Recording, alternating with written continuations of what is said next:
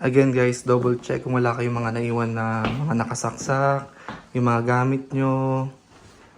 Ayan, bago kayo umalis. And then, for travel requirements guys, so pagpasok namin ng airport, in-scan lang yung QR code namin. Then after nun, diretso kami sa security check. Ayan guys, so dito tayo pupunta sa may nakalagay na Jet Set Parking. Hintayin natin yung shuttle.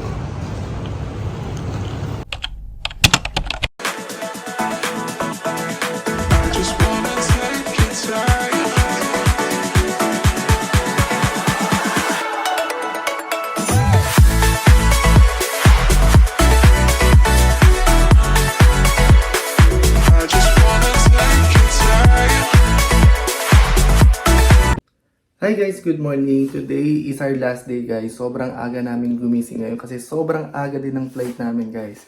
So 7 AM flight namin, pero bago kami pumunta ng airport guys, isusoli muna namin yung sasakyan na nirentahan namin. Then after nun, sasakay kami ng train and then bababa kami sa Vancouver International Airport. So guys, kung nag-Airbnb kayo, may mga dapat din kayong i-turn over bago kayo umalis ng bahay. So make sure lang guys na syempre maganda iwanan natin yung kwarto na maayos. Kung may mga basura guys, hindi natin itapon yung mga basura natin. Ayan. And then, need natin patayin yung mga ilaw.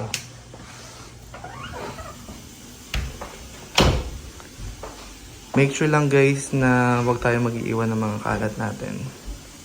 Actually guys, i-message din kayo ng owner ng Airbnb na nirentahan nyo kung ano yung mga dapat nyong i-turn over sa kanila. Ayan. Ayan, okay naman yung kwarto. Patayin na natin yung ilaw. Ito, patayin din natin yung ilaw. Okay. Sa CR naman guys, make sure na yung mga basura na itapon din. Tapos kung gumamit kayo ng bath towels, hindi nyo naman na kailangan laban guys. So ang sabi lang sa amin ng owner, kailangan lang namin ilagay yung mga bath towels sa laundry room. Yan. Okay. Then make sure guys, lahat ng mga pinto nakalak ng maayos. Yan. Kung gumamit kayo ng mga plato nila, make sure na hugasan siya bago kayo umalis ng bahay. So dapat walang matitira. Yan.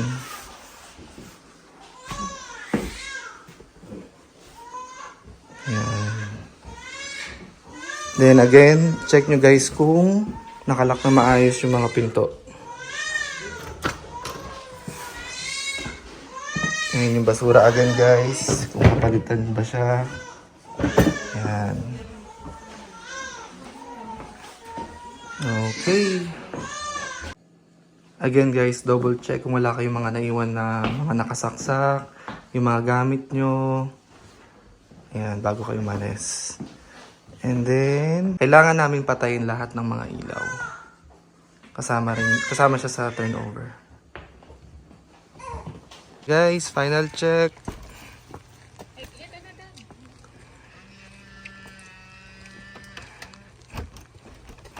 Okay, check natin maigi guys kung nakalak na maayos.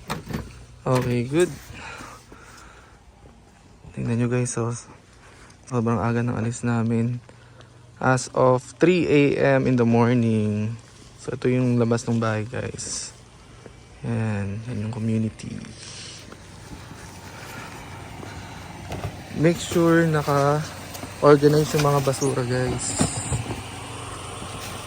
Ayan. Check din kasi ng may-ari yan. So guys, change plan muna kami. So inatid muna namin yung mga kaibigan namin dito sa airport. Then bago, isusoli namin yung sasakyan. Kasi guys, may mga kasama kami mga bata.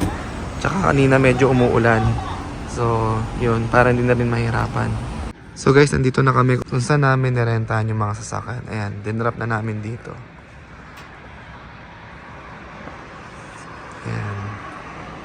So guys, change plan kami. So instead na magta-train kami papuntang airport, mag-Uber na lang kami guys kasi baka mamaya malate kami sa flight namin. Guys, yung Uber namin.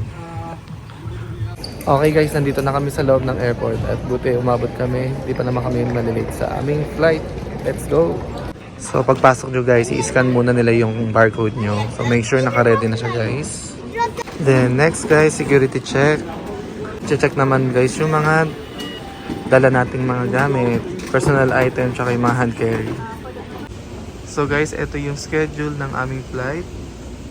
7 a.m. WestJet WS160 B13 gate. For travel requirements guys, so pagpasok namin ng airport, in-scan lang yung QR code namin. Then after nun, diretso kami sa security check. Sa security check guys, same thing. I-check yung hand carry at saka yung personal item nyo. Then hindi na kami tinanong guys kung fully vaccinated kami or hindi. So dire-diretso lang guys.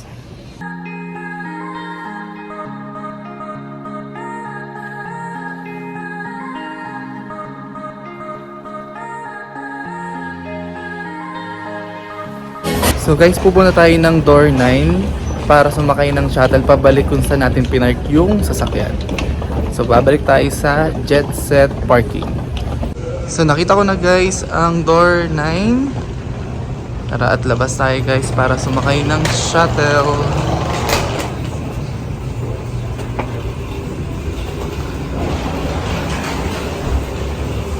Ayan guys, so dito tayo pupunta sa may nakalagay na Jet Set Parking. Hintayin natin yung shuttle. And we are here guys. Sana guys ay nag-enjoy kayo sa ating travel vlog sa Vancouver. See you on my next travel vlog.